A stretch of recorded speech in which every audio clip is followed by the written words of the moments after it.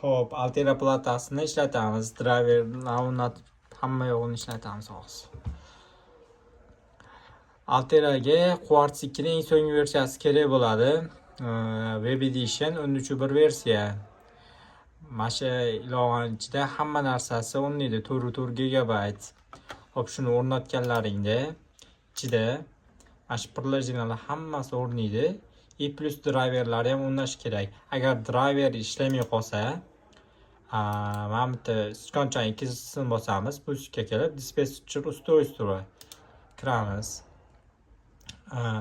Kirganimizda mana bu Altera'ni tanimay turgan bo'ladi. USB blaster deb chiqadi. So'roq bo'lib turadi yoki da so'roq emas bo'lib turib bitta tanib ketib qolishi ham mumkin. Tanimasa kiramiz, driverga bosamiz. Obdamit driver. Night qilamiz. Mana shu papkaga joylaganman oldin, hozir sizlarga yana ko'rsatib ketaman.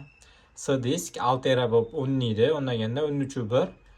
Xo'p, Quartz papkasiga kiramiz. Drivers papkasiga kiramiz. USB blaster papkasiga joylaymiz. Dalini bosamiz. Driver uстановка bo'lyapti. Xo'p, driver uстановка bo'ldi. Endi buni tekshirib ko'ramiz. Xo'p, bu yerda mana unda so'roqcha yo'qoldi. Bu A seri boshqa narsa. O'qiyapti. Endi buni tekshirib ko'rish uchun Quartz'ni o'zidan foydalansak ham bo'ladi, simulyatordan foydalansak ham bo'ladi. Quartz'ga ham kiramiz. Xo'p, bu yerdan chiqamiz va Denol faylimiz ichida tekshiruvchi kontrol paneliga kiramiz. Kontrol panelda hamma masalan Altera'mizda nimaki bo'lsa hammasini tekshirib ko'rsak bo'ladi. Mana ulandi, uji. Mana ulangandan keyin mana bu Lageht al hamma svetini yoqish, mana hamma svetini birdan yoqyapti yoki-da bittasini o'chirib mana bunda tekshirib ko'rsak bo'ladi. Hammasini o'chirish. O'chdi, yondi. Is 7 segment indikator raqamlar boshqaruv. Mana ishlayapti. Ketdi, hammasi ishlayapti. Hop, button tugmalarimiz. Mana sirlar mana o'zgarishyapti. Mana knopka hammasi ishlayapti. Soz holatda ekan demak. Bo'ldi, o'tamiz. Hop, xotirasi, ikki xil xotirasi bor. RAM flash deyapti. Hop, RAM xotirasi 4 megabayt ekan, flashi 2 megabaytmi, shunaqa ekan. PS2 klaviatura. Endi klaviaturani ham start qilib tekshirib ko'ramiz. Hop, mana bu yerda har xil yozuvlar ketyapti. Bu klaviaturamiz ham ishlayapti. SD kart, menda SD kart yo'q, VAMTga solsak bo'ladi. Ham yozuvlar ko'rsak bo'ladi. VG orqali hozir monitor bo'lib turib, ranglarni ham har xil berib turib ko'rsatib tekshirib, monitor tekshirish ham VG'larda pinlari to'g'ri ulanyaptimi tekshirish, buni ham qilib ko'rsak bo'ladi. Xo'p, mana Quartz ilovamiz ochiladi, 13.1 versiya. Altera'ni ulab, bunga kod yozish jarayonlari qanday bo'lishini hozir bu ham bitta videoda ketaveradi. Ketdik mana.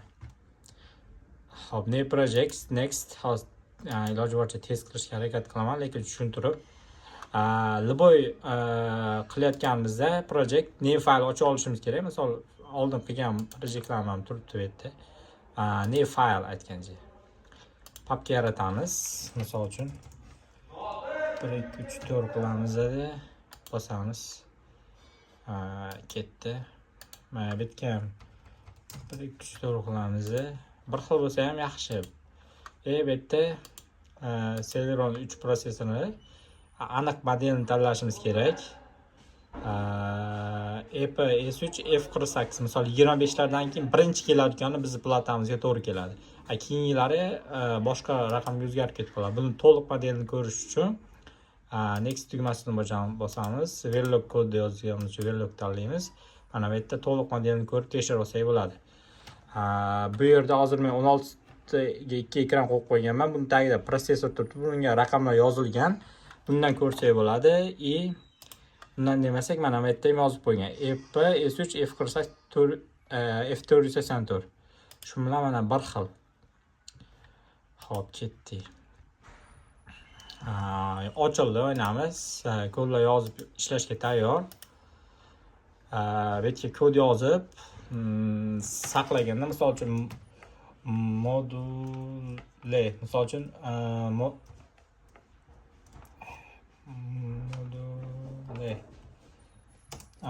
module любой, misol kod yozishdan oldin modul nomini tanitishimiz kerak. Misol 1 2 3 4 qilarkan bo'lsak, keyin kod yozib ketishni boshlaymiz. Ketdi. Bo'lsa ham bo'ldi. 1 2 3 4 bo'lgandan keyin Ctrl S qilib turib 1 2 3 4 qilib turib saqlab qo'yishimiz kerak.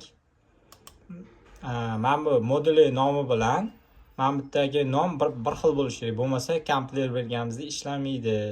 Mana bu yerda kod tekshirish, analiz qilish kompler и общий kodni tayyor qilish. Mana bu CSV faylga tayyor qilish, plataga yozish uchun.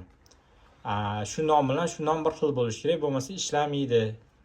Xo'p, ketyapti. Tekshirib ko'rsak bo'ladi. Kod hali yozilmagan, просто mana bu yerda ko'rinadi. Bu yerda misol uchun kodlarimizdagi xatolarni ham kelib chiqadi. Shunga qarab xatolarni to'g'rilab ishlab ketsa bo'ladi.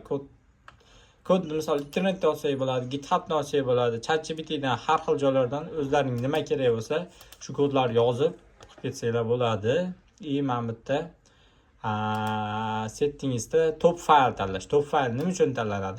Misol uchun bu yerda verilgan kodlarimiz juda ko'p yoziladi. VGA ekran uchun, keyboard uchun, o'yin uchun yoki har xil qatorlab 20-30 ta ham ketishi mumkin. Top fayl hammasini birlashtirib nima deydi, boshqarib berib turish uchun mana yerga top fayl kiritib turib saqlanib qo'yishimiz kerak. Men bundan kirdim.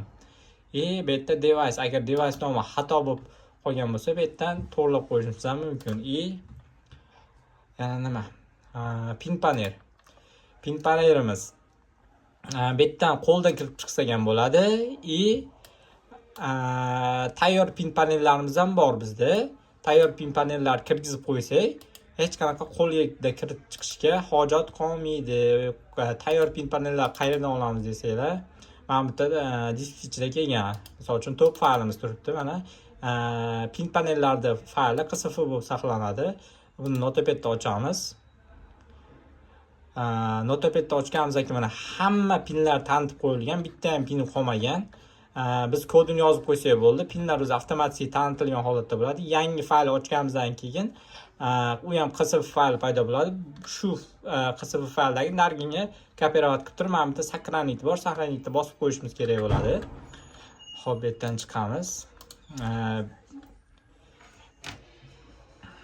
Pinlarni mana bu yerda ko'ramiz.